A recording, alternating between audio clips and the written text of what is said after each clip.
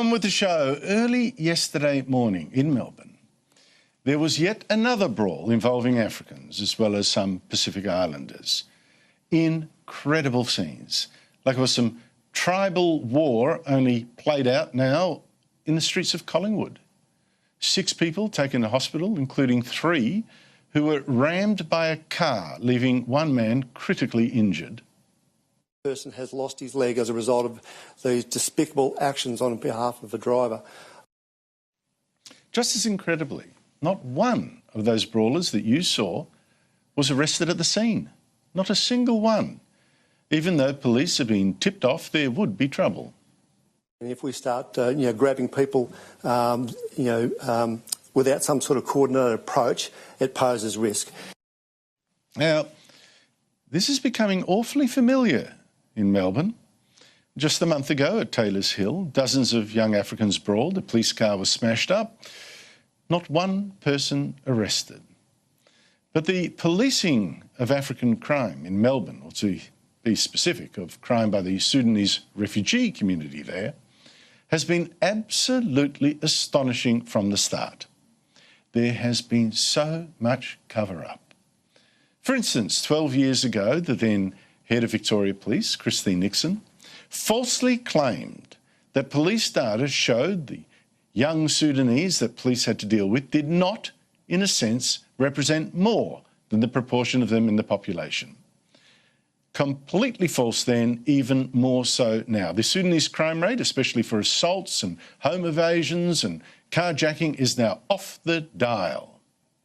And that reality finally became too obvious to cover up when the very public riot occurred at the Moomba Festival of Africans, rioting in the heart of Melbourne 2 years ago.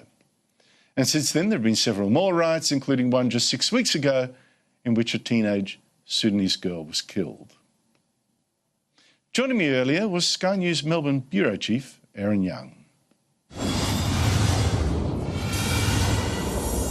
Aaron Young, thanks for joining me. What exactly happened on Saturday night?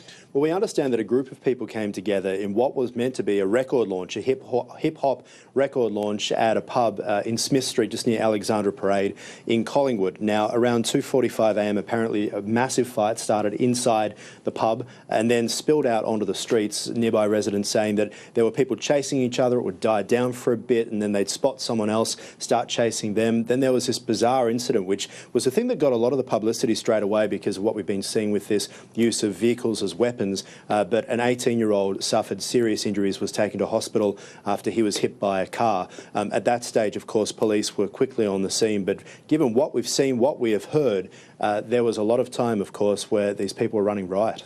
Yeah, well, in fact, 6 others were taken to hospital too. I mean, this is quite extraordinary. How many people were involved and who were they?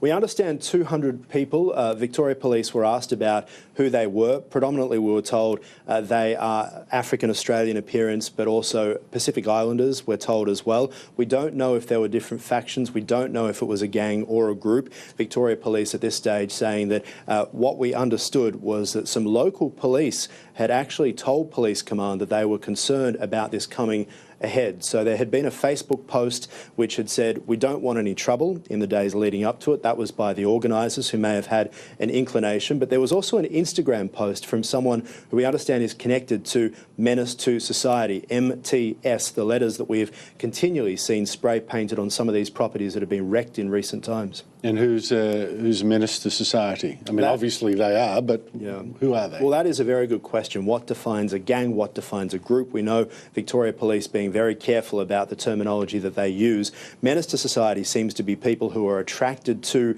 this organisation and people who seem to be spray painting, but are they actually members of a group or of a gang?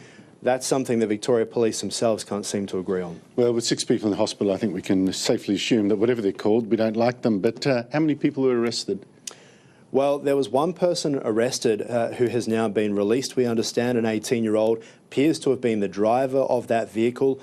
Police saying that he was arrested yesterday, released pending further inquiries. So arrested yesterday, so at the scene, with 200 people involved, we've seen some of the footage, haymakers being laid out, as I said, 6 people taken to hospital, not one person arrested at the scene. No. This is a similar situation to Taylor's Hill. Now, that was a month ago? Early last month. Early last month. That was, again, dozens of people rioting. Well, it depends on who you depends, ask. The police say 20 to 30, but a number of witnesses say that there were more than 100. Police at the scene said there were more than 30. Police, well, up to 60. Police command played that down. So take your pick. No one arrested there too, even though a car was smashed up. What's going on here? Yeah, so rocks were thrown, police cars pelted with rocks. We understand that police actually were there monitoring because they were watching on social media, knew that something was going to happen. I've spoken to police just today, asked them the question about this. They say still no arrests. And even further to that, which gets quite bizarre, but through all of their inquiries, it seems that they haven't actually been able to get any verified evidence that there was a brawl at all when they've spoken to eyewitnesses. So despite the fact that police were there, that cameras were there, that residents came out of their homes and saw a brawl, despite speaking to all the people who were there and involved, there was officially no brawl. Aaron, you're pulling my leg. You mean a riot squad was deployed to what residents called a riot, a car was smashed up, and police are saying they don't have evidence there was a riot that they attended. But what they have done is set up an information caravan to try and ask the locals how they feel about community safety. Let me have a guess. They feel pretty rotten about it. Well, through that, they've been able to ask some people questions, but as I say, still no arrests being made a month on.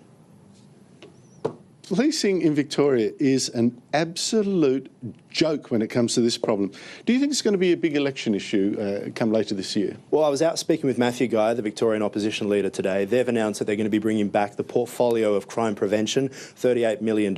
He's pointing to the fact that Daniel Andrews got rid of that. I asked him how will that money be spent. He said on things like CCTV, also on neighbourhood watch programs, some of whom have ran out of money. We heard from some residents in St Kilda today who say that they've been watching as the crime rates have been soaring, just things that have been happening in parks, etc., over the past couple of years.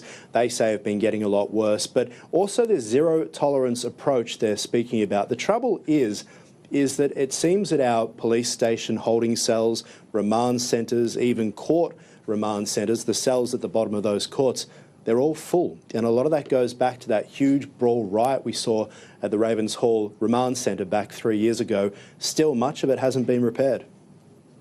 So they're full, even though police don't seem to arrest people at these big brawls. They've got no room to hold anyone else. Look, something is seriously wrong. Aaron Young, thank you so much indeed for your time. Great to speak to you. After the break, an update on the drought after these welcome rains lately, plus Nigel Farage with a message for Pauline Hanson.